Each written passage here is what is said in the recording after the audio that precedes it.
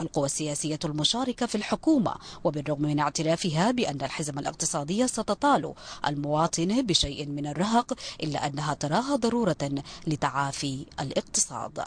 أنا أعتقد أن هذه الحزمة رغم ما يبدو فيها بشيء من القساوة في التطبيق إلا أنها ضرورية للخروج من دائرة المعاناة التي يعانيها الاقتصاد السوداني وللانطلاق نحو الإنتاج والمعافاة الكلية في نهاية المطاف للاقتصاد السوداني، خاصة جراء الصدمات العديدة التي تعرض لها.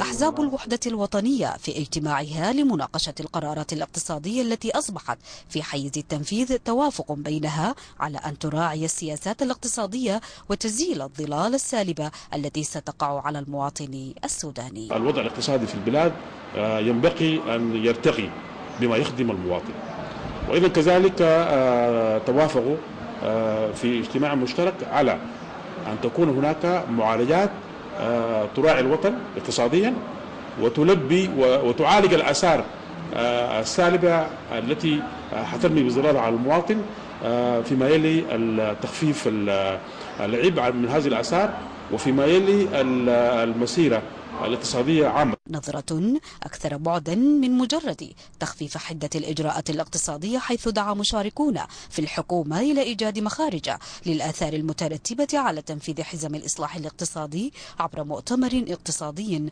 قومي بمشاركة الجميع. عقد مؤتمر قومي اقتصادي هو المنشود لإشراك الجميع في الحل المطلوب لمعافاة الاقتصاد من الصدمات التي تعرض لها، ونحن الآن بصدد دعوة الجميع لهذا اللقاء الاقتصادي المزمع عقده في الأسبوع الأول من أكتوبر إن شاء الله القادم. فنحن بالوحدة وقبول الآخر والحوار السياسي والسلام سنعالج اقتصادنا. إذن وبالرغم من مباركة القوى السياسية المشاركة في الحكم للإصلاحات الاقتصادية، إلا أن المواطن هو الآخر يتعرض لصدمات، فالأمر لا يقتصر على رفع الدعم عن البنزين فحسب، بل يتعداه إلى سائر متطلبات الحياة الضرورية، وهو ما لا يحتمله إلا ذوي الدخل الميسور.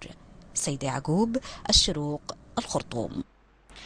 تبينت ردود الأفعال حول مدى فاعلية الحلول التي وضعتها ولاية الخرطوم لمعالجة الآثار المترتبة للإصلاحات الاقتصادية الأخيرة.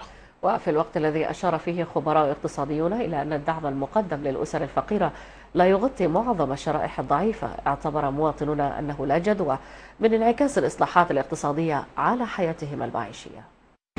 ترتيبات ومعالجات رغم كثرتها لكنها لا تلبي احتياجات أساسية لفقراء السودان الذين يقدرون ب46%، نسبة قابلة للزيادة في ظل أوضاع اقتصادية معقدة تظهر آثارها السالبة في الوقت الراهن، الأمر الذي دعا ولاية الخرطوم لزيادة الدعم المقدم للأسر الفقيرة ووضع معالجات أخرى فيما يخص التأمين الصحي وتكلفة المواصلات وكفالة الأيتام.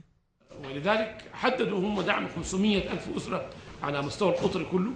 نصيب ولاية الخرطوم منها حيكون عدد مقدر. نحن أصلا عندنا 30 ألف برانة من مواردنا